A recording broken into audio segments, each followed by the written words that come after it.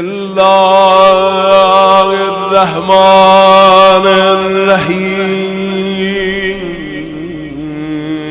الحمد لله العلي العظيم، والسلام عليك أيها العبد الصالح الزكي. أودعك شهادة مني لك تقربني إليك في يوم شفاعتك. میخوام یه شهادتی بدم. أشهد أنك قتلت ولم تمت.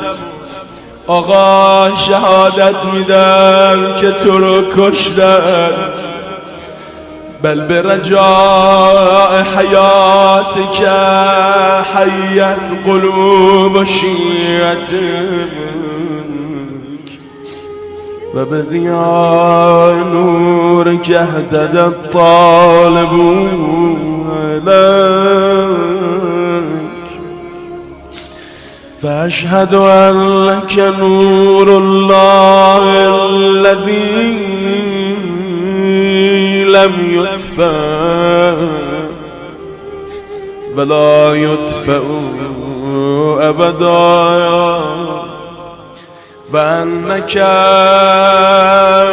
وجه الله الذي لم يهلك ولا يهلك ابدا.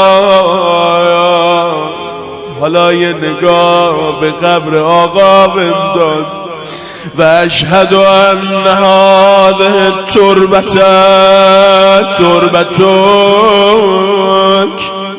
آقا من گواهی میدم این خاک خاک تو و هذا الحرم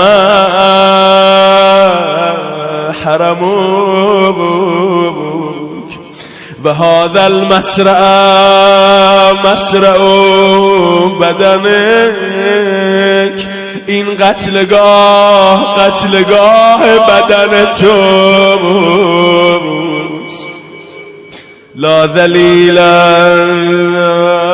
والله معزک ولا مغلوب والله ناصرك. هذه شهادة لي عندك إلى يوم قبض روحي بحضرتك. والسلام عليك ورحمة الله وبركاته.